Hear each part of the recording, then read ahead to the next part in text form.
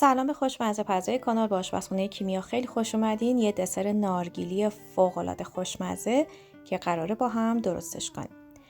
برای این دسر نیاز داریم به 4 قاشق غذاخوری نشاسته ذرت، 3 لیوان شیر که هر لیوان فرانسوی برابری میکنه با پیمانه های استاندارد قنادی، نصف لیوان فرانسوی یا نصف پیمانه شکر، نصف پیمانه پودر نارگیل و نوک قاشق چایخوری وانیل رو به مواد اضافه میکنیم و اول یه مقدار هم میزنیم تا همه مواد با هم دیگه مخلوط بشن و بعد روی حرارت ملایم قرار میدیم.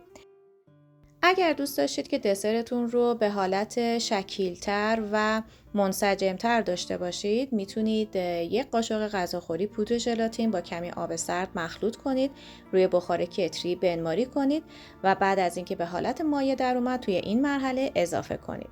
کرم رو باید دائما موقع پخت هم بزنید تا ته نگیره و بعد از اینکه غلیظ شد از روی حرارت برش دارید. کف ظرفمون رو بیسکویت پتیبور میچینیم و یه مقدار با شیر نمدارش میکنیم. اگر دوست داشتید میتونید همون لحظه بیسکویت رو داخل شیر بزنید و بعد داخل ظرف بچینید، ولی من اول بیسکویت رو کف ظرف چیدم و بعد یه مقدار با شیر نمدار کردم. دسرمون که از داغی افتاد، به دسرمون حدود 100 گرم خامه صبحانه اضافه میکنیم. هم میزنیم تا خامه با کل کرممون به صورت یک دست مخلوط بشه. بعد از اینکه کامل با هم دیگه ترکیب شدن، دسر رو کم کم داخل ظرف دسرمون میریزیم. همین الان عطر نارگیل داخل این دسر فوق‌العاده عالی به مشام میرسه و فوق‌العاده دسر خوشمزه‌ایه. پیشنهاد میکنم که برای دوره همی و مهمونیاتون حتما این دسر رو امتحان کنید. بعد از اینکه مواد رو داخل ظرف یه مقدار ریختیم، اجازه میدیم تا یه مقدار خودش رو ببنده و بعد لایه بعدی بیسکویتیمون رو روی دسرمون اضافه میکنیم.